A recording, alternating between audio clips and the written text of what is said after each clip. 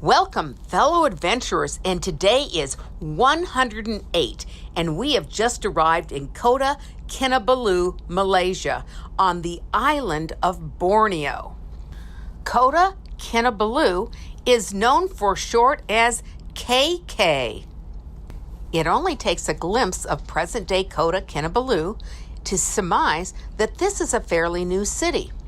The old colonial remnants of almost a century-long British control are the old post office and the Atkinson clocktower in the older part of the capital.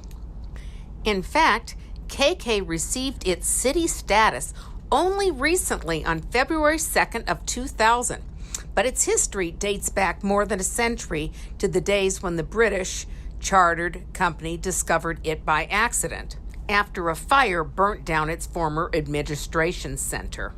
In cosmopolitan KK, there is a lot of diversity comprising of Malays, Chinese, and some 32 ethnic groups. We were very lucky to find a guide that is extremely experienced.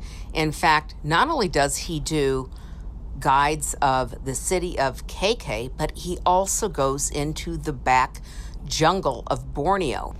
In fact, the week after we left town, he was going to spend 3 weeks with a British couple going into the interior in the mountains to see the pygmy elephants. These pygmy elephants look just like larger elephants, but in fact, they're about the third the size of a traditional elephant. He took us to a museum where we saw all of the different housings for the different tribes. I believe there was 34 tribes, including the Borneo headhunting tribe. And yes, they are still headhunting today. It is a sign of manhood to go out and kill and take a head from a different tribe. Unfortunately, when we went to the museum, we could see some of the tribe's houses, but inside the museum, we could not take any pictures there. We are very fortunate that the guide knew so much about the mountains and went through the museum showing us all the different animals he had seen. In fact, showing us on his phone, oh, I saw this python last week, or I saw this monkey a month ago. We went to go see this cylinder tall building that there are only 6 of these in the world. Most buildings are built from the ground up with the foundation, but these buildings have a center column and a roof, and then they start building from the roof of the top of the building down each story, and the weight of the building is held by the column and the roof. It was a very modern looking building. And next we stopped at a batik artist showcase. We were purchasing some of the batik and were asking questions, how do they make this? So the artist had just come to work in his studio on the bottom floor. We were invited down to his studio and met him, and he showed us how they did make batik. And the reason the true batik is so expensive is they are only a one-of-a-kind.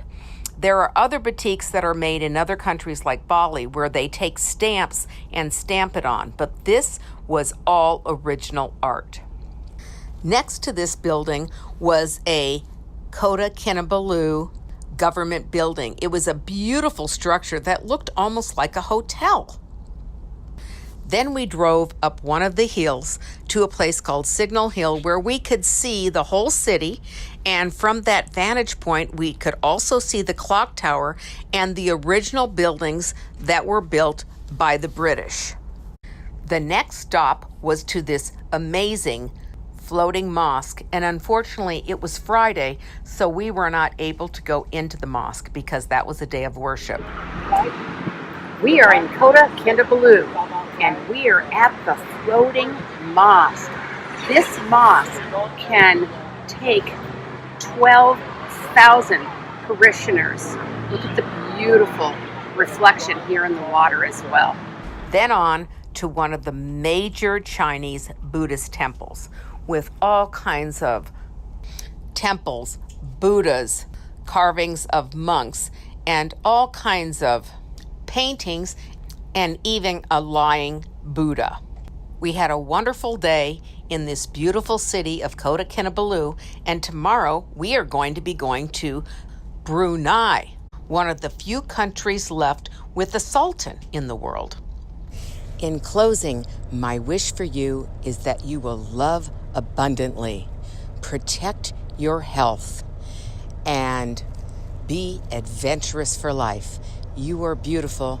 Let your light shine. Aloha.